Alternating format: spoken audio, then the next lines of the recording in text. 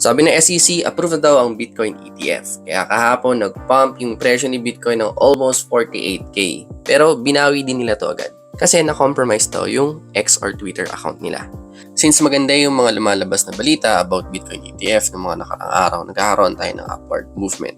Then kahapon nga, dun sa Twitter post ng SEC, approve na daw yung Bitcoin ETF. Kaya yan, pumalo tong nag-spike to pataas, no? Umabot tayo ng almost 48K. Pero, yun nga, binawi agad to. Kasi nga daw, nahack daw yung account nila. Kaya yan, bumagsak agad tayo ng 44. Pero ngayon, araw, umangat naman tayo ng 46.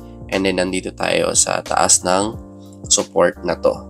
Ito yung post nila. Today, the SEC grants approval for Bitcoin ETF. So, yan. Dahil dito, yun nga yung naging resulta ng presyo ng market. So, nakita natin, no, yung grabe yung price movement ng market when it comes on this news, no. Di ba nung nakaraan nga, yung Matrix Point ba yun? Yung nagsabi na hindi daw unlikely to approve the Bitcoin ETF. Di ba nag-drop tayo pababa and then ngayon naman umangat. So, dahil dito, no. So, yun, grabe yung impact na itong approval na to na iniintay natin.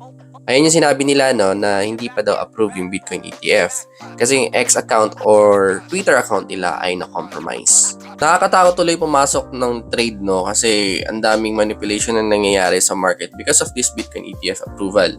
Mapalong ka man o mapashort, no, ang hirap baka maliquidate lang.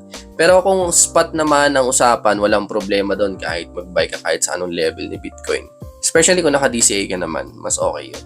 Ngayon, hintayin na lang muna natin kung ano yung magiging resulta ng SEC about it. So, kung i-approve ba nila to, i-reject ba nila, or made-delay. So, yun lang muna mga paps. Thank you. Bye-bye.